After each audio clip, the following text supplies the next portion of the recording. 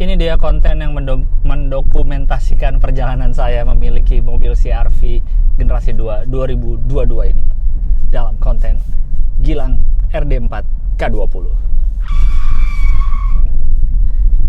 Jadi sekarang di bulan Oktober, mobil saya ini kan saya ambil di bulan Juli, sudah berjalan segini kilometer berdasarkan catatan saya. Ya, setelah saya miliki ini udah segini. Dia menempuh jarak segini nih selama saya punya. Sejauh ini happy saja, masih menyenangkan. Kemarin kan saya baru tur stand up, saya lagi menjalani tur stand up generasi emas 20450 tanggal 6 Oktober kemarin di Bandung. Tanggal 5 Oktober saya berangkat ke Bandung lah, bawa mobil sendiri nyetir ini. Terus udah waktunya mau, kan sebulan sekali saya ngisi nitrogen nih, untuk ngecek lah nitrogen. Emang udah saatnya lah, ntar lagi udah mau sebulan gitu. Jadi sekalian deh, jadi pas di rest area berapa ya, rest area lupa, rest area berapa, 57, oh ya rest area 57 ke arah Bandung, mau berhenti deh, mau ngisi nitrogen niatnya. Kan rame tuh weekend, jadi lumayan antri. Pas lagi antri, udah deket nih, udah mau giliran CR-V ini, abangnya tuh si A-nya ngeliat, bocor bannya gitu, kena kena baut gitu katanya. Terus emang iya, turun lah saya, ternyata lihat ban kiri belakang bener ada baut yang udah nancep gitu. Jadi sangat pas, dan kayak kata A-nya kayaknya belum lama gitu. Dan saya kayaknya iya, karena kalau udah dari tadi harusnya berasa banget dong, ini bannya udah keluar terus akhirnya.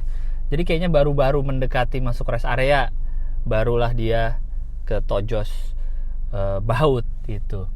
Jadi niat untuk nambah nitrogen pas banget, ban ketusuk baut pas sekali dengan niat saya mau ngisi nitrogen. Jadi sama si A-nya sekalian ditambal ban yang ditusuk itu. Jadi pas lagi di situ. Jadi A-nya juga jeli aja lagi. Jadi pas lagi ngantri kelihatan banget memang bannya pas berhenti, pas ada baut gitu, bulat, nancap kelihatan. Dan si A-nya bilang di jalan tol cukup sering orang ketusuk-tusuk baut. Tuh ada sisa-sisa baut, dia nunjukin bahkan ada baut gede gitu kayak baut ban truk. Ada baut ban truk sempet nancep di mobil ibu-ibu naik kijang katanya sendirian. Jadi selalu hati-hati di jalan. Jadi ini itu adalah musibah kali, apa kecelakaan, musibah lah ya, musibah pertama yang saya alami dengan mobil ini. Saya kan seneng ya untuk lihat review-review mobil baik luar atau dalam negeri di internet gitu ya. Kalau yang dalam negeri ya, di Indonesia ya, entah kenapa sering sekali saya mendapati tidak semua orang Indonesia nih, nggak semua orang Indonesia begitu. Oke, sebagian orang Indonesia, oknum deh, biar lebih mantap lagi pakai kata oknum gimana. Sebagian orang Indonesia tuh ada kaum mendang-mendingnya kalau mobilnya, itu adalah mendang-mending konsumsi bensin. Sering sekali saya mendapati mau review mobil kayak apa, yang ditanya 1 banding berapa? 1 banding berapa mobil itu? 1 banding berapa? 1 banding berapa? Oke, bensin mungkin menjadi salah satu pertimbangan orang ngambil kendaraan, ya kan? Tapi kalau menurut saya pribadi, irit itu bukan segala-galanya gitu. Ya, ada hal-hal yang tidak bisa dilihat hanya dari sekedar brosur, ya nggak? Kalau dari brosur kan mungkin bisa kelihatan spesifikasi mesin, audionya gimana, ininya gimana, suspensinya apa, itu kan ada. Tapi kan perasaan di dalam mobil, kedap atau enggaknya, audionya gimana pas dinyalain, nyetirnya, setirnya nih ngisi nggak gitu, apa enteng banget atau gimana, fun to drive nggak mobilnya, itu kan tidak ada di brosur, tidak bisa dilihat dari brosur lah, harus dirasakan langsung. Ini kayaknya lagi di bawah pohon, kayaknya gelap ya, saya tidak tahu apa yang terjadi di kamera ya, karena tidak ada layarnya.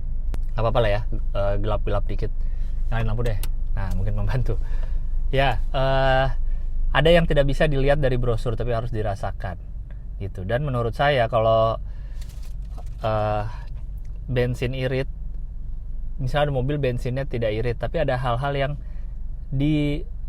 harus dibayar dengan gimana ya ngomongnya, ada hal yang harus dibayar dengan keiritan bensin. Misalnya mobilnya irit banget bensin 1 banding berapa ya, lagian irit atau boros pun relatif menurut saya gitu dari sebuah mobil. Misalnya mobil ini 1 banding 20 deh mobilnya, oke, 1 banding 20, tapi mungkin mesinnya tenaganya nggak ada, nggak ngisi gitu, ditanjakan nggak enak, nggak kedap mungkin, kalau hujan tong berisik atapnya gitu. Nah itu harga yang harus dibayar dari sebuah keiritan mobil. Tapi ada juga mobil yang mungkin bagi sebanyak orang nih dianggap boros, misalnya bensinnya 1 banding 6 gitu kali ya, mungkin mobilnya 1 banding 6 bensinnya, tapi pas dipakai nyaman banget duduknya, terus tenaganya enak, kedap banget, audionya mantep banget di telinga, yang audio standarnya gitu tanpa diapa-apain, nyetirnya enak banget, di kecepatan tinggi beloknya enak. Itu kan mungkin ada, ya itu susah kita untuk dapat semuanya oke gitu. Mungkin dia secara bensin bagi kebanyakan orang nih dianggap boros, tapi secara disetir tuh enak banget. Ada yang kayak gitu kan.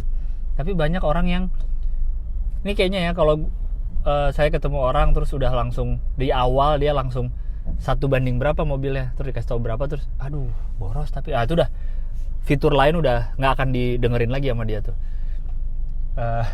Kayaknya yang paling penting di hidup orang-orang seperti itu adalah 1 banding berapa itu kayaknya kalau kita ngomongin, tapi kan dia kedap, tapi ini udah nggak bisa lagi tuh biasanya sih. Yang saya temui udah nggak mau denger lagi tuh, mau kedap kayak, mau enteng banget di tol kayak, mau bisa parkir sendiri mobilnya kayak, bisa wipernya nyala sendiri kayak, bisa nyuci mobil sendiri gitu. Mobilnya nggak akan didengar kalau udah 1 banding berapanya nggak cocok, udah sulit didengar.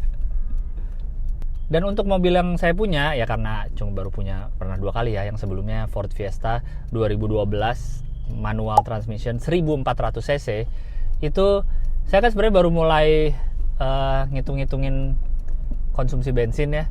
Itu kan kayak mungkin kan saya punya 12 tahun tuh, memilikinya selama 12 tahun.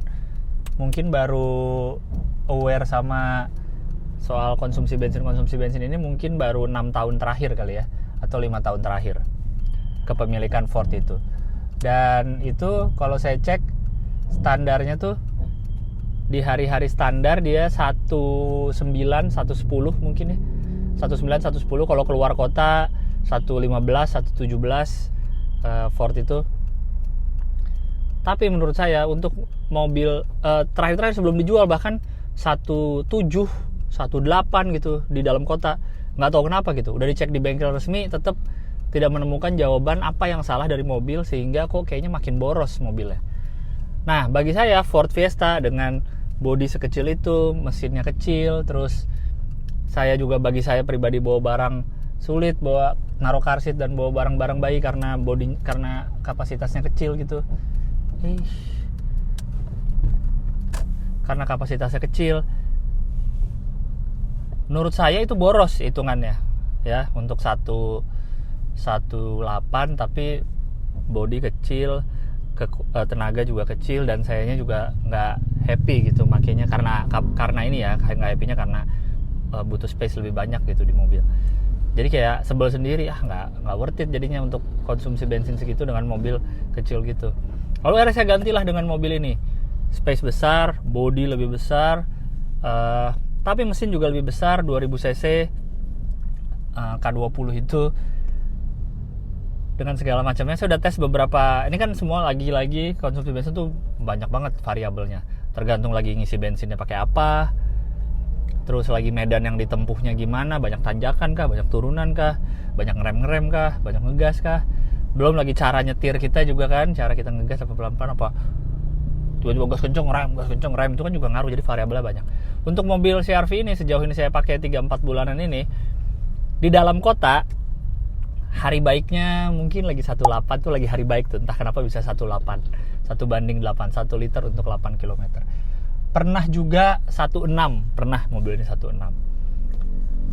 Mungkin boros bagi saya, merasa itu mungkin agak boros, atau mungkin orang dengernya wow boros sekali gitu. Tapi kalau saya pribadi sebagai yang pakai gitu, dengan tenaga yang saya dapat gitu kalau di jalan tuh ada lah tenaganya, terus saya juga bisa bawa barang banyak, bawa anak istri keluar kota tuh, bawa koper, ada car seat, tidak kesempitan seperti waktu di Ford Fiesta. Itu jadi nggak masalah buat saya gitu. Ya nggak apa-apa lah, itu harga yang harus dibayar mungkin dari keborosan bensin ini. Dan ada juga faktor yang menurut saya juga susah untuk dihitung, adalah faktor happy ngeliat mobilnya. Saya alhamdulillah mendapat mobil yang saya selalu happy lihat ya, kayak Fiesta ini, CR-V kalau di garasi tuh ngeliat tuh cakep gitu. Saya seneng ngeliat mobilnya. Di parkiran di mall pas mau ngambil mobil gitu, wih cakep banget mobilnya gitu. Kalau ngeliat Fiesta dulu juga, ih lucu bentuknya, warnanya juga ungu dulu Fiesta saya kan. Terus ngeliat ini juga profilnya gagah banget gitu, mantep lah di mobil, cakep untuk dilihat gitu. Jadi ada faktor happy, selalu happy melihat mobil kita gitu. Ya kalau udah happy mah mau boros mungkin mau apa juga ya udah aja. Banyak sekali orang yang punya mobil-mobil dengan 4000 cc, 5000 cc. Saya kalau lihat di jualan-jualan di Instagram Cadillac Escalade 4000 cc, wow, Mustang 5000 cc.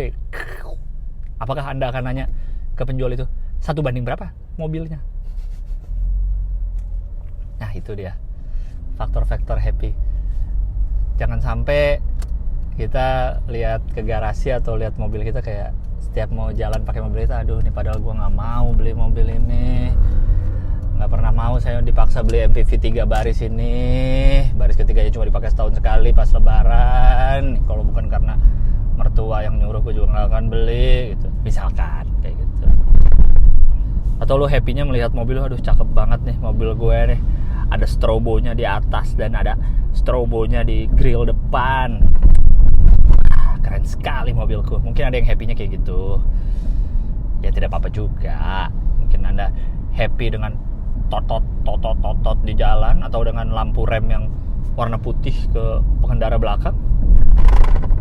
Tidak masalah, walaupun itu mengganggu kehappyan orang lain.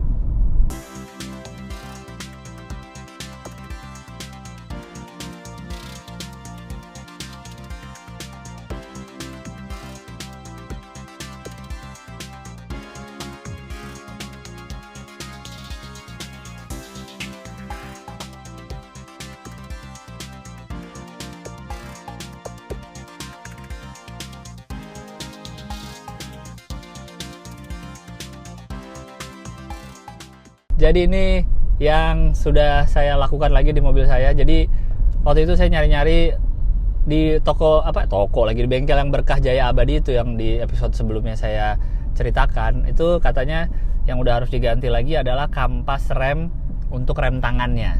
Tapi dia lagi nggak ada barangnya, spare partnya si Berkah Jaya. Oke, saya googling lah nyari-nyari toko spare part Honda. Dapatlah di Pasar Mobil Kemayoran. Itu agak jauh dari rumah saya yang di Jakarta Selatan. Sebelumnya saya belum pernah nih ke Pasar Mobil Kemayoran. Pernahnya ke MGK-nya, mall grosir Kemayoran ya. Itu kan di lantai atasnya ada bengkel-bengkel juga. Nah kalau ini Pasar Mobil Kemayoran namanya. Yang saya cari itu namanya Honda apa ya? Ini deh namanya pokoknya. Lupa itu deh namanya nih. Saya cari ke situ, ketemu sama koko yang jaga, minta CR-V RD4 ininya, rem tangan, kampas remnya. Kebetulan lagi kosong barangnya di beliau.